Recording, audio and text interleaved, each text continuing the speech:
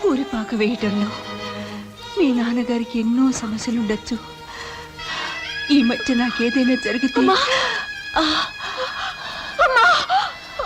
నా అంత్యక్రియలకి ఇదిగో ఈ ఉంగరం అమ్మి జరిపించమని చెప్పు.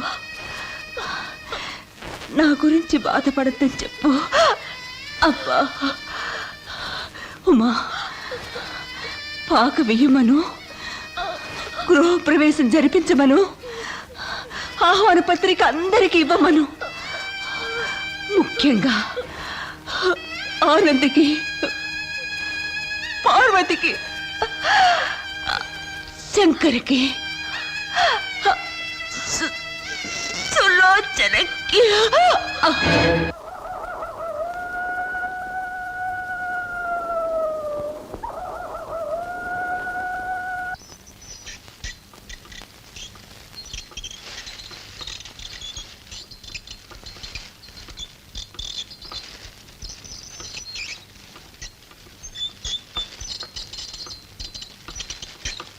చూడమ్మా, మీ దగ్గర శపథం చేసి ఇవాళకి 90వ రోజు. ఇవాళ సాయంత్రం 6 గంటల లోపు నేను మీ ఇల్లు ఖాళీ చేస్తాను. సుబ్బయ్య గారు, అదంతా తర్వాత మాట్లాడుకుందాం. నేను మనిషిని, ముందు లోపలికి వెళ్ళండి.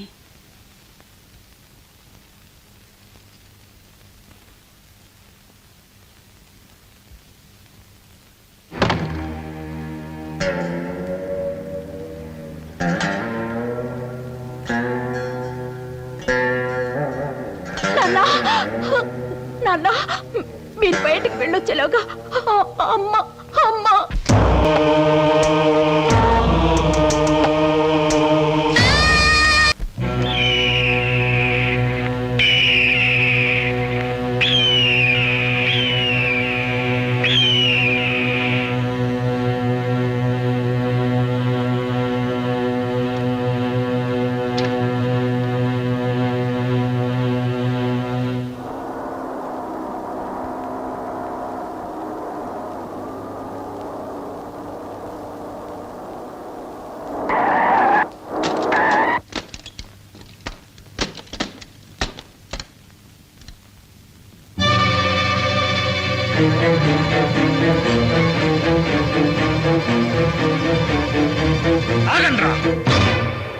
ఇది నా స్థలం. ఎవరైనా లోపలికొచ్చారా ఒక్కటే దెబ్బ, బుర్ర బద్దలైపోతుంది. జాగ్రత్త. నాన్న, మీకేమైనా పిచ్చెక్కిందా? కన్న కొడుకులం మేము బ్రతుకుండగానే మాకు కబురు పంపకుండా అమ్మ శవాన్ని ఎలా తీసుకొచ్చారు? ఎవరైనా చచ్చిపోతే ప్రాణంతో ఉన్న వాళ్ళకే కబురు పెడతారు, చచ్చిన వాళ్ళకి కాదు.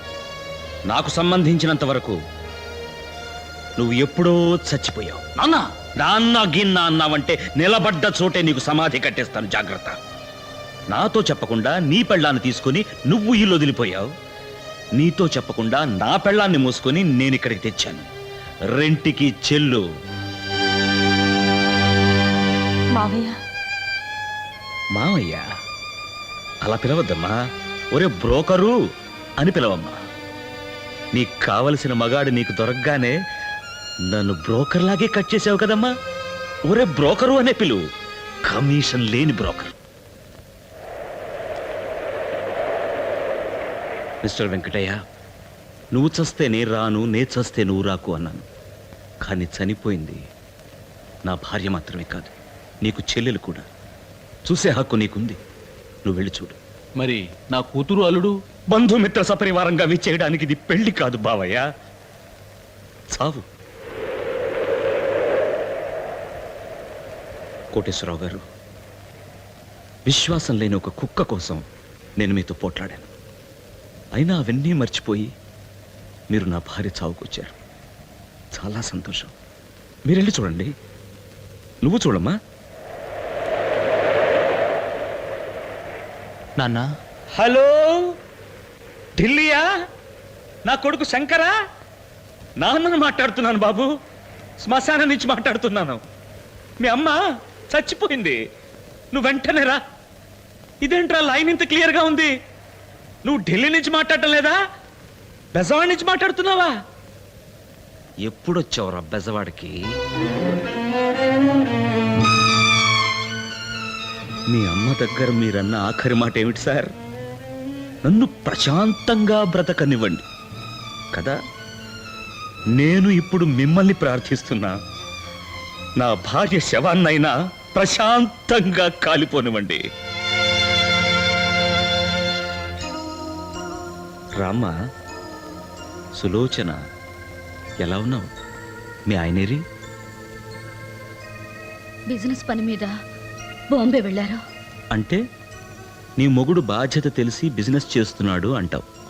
పోన్లే, నేను ధర్మపిండాన్ని తిట్టినందుకు నీకు ప్రయోజనం కనపడింది. అది సరే, ఏంటమ్మా ఇంత దూరం వచ్చావు? నేను అమ్మని చూడొచ్చా? అయ్యయ్యో, నువ్వు వస్తావని ముందే చెప్పకూడదా తల్లి? మీ అమ్మని ఇప్పుడే దానం చేశాను. అబద్ధం చెప్పకండి అన్న. బీరువాలో పెట్టిన గొలుసు తాకట్టు పెట్టానని నువ్వు అబద్ధం చెప్పొచ్చు, నేను చెప్పకూడదా? మీ అమ్మని నేను దహనం చేసేశాను.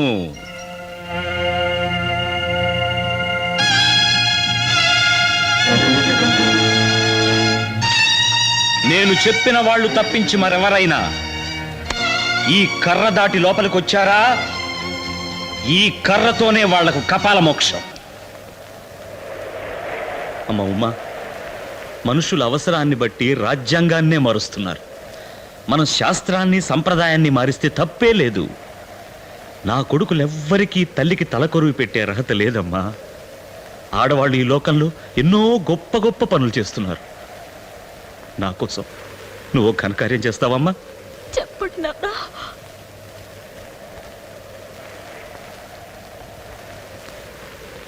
నా భార్యకి నువ్వే తలకొరువు పెట్టాలి.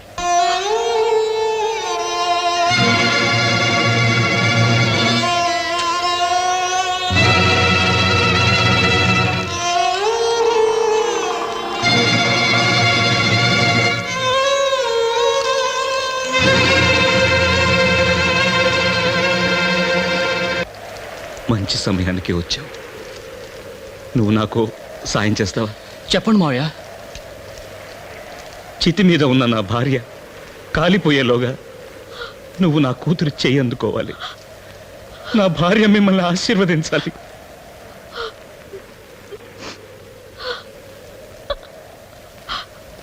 ఏమిటమ్మా, సారే చీరే ఏమీ లేకుండా నేను నీకు పెళ్లి చేస్తున్నానని బాధపడుతున్నావా?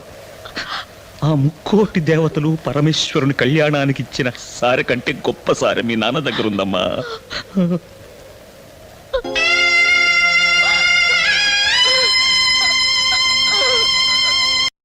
చివరి దాకా తీయకూడదు.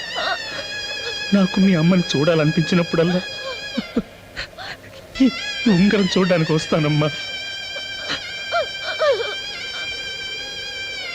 తోడుగలడు.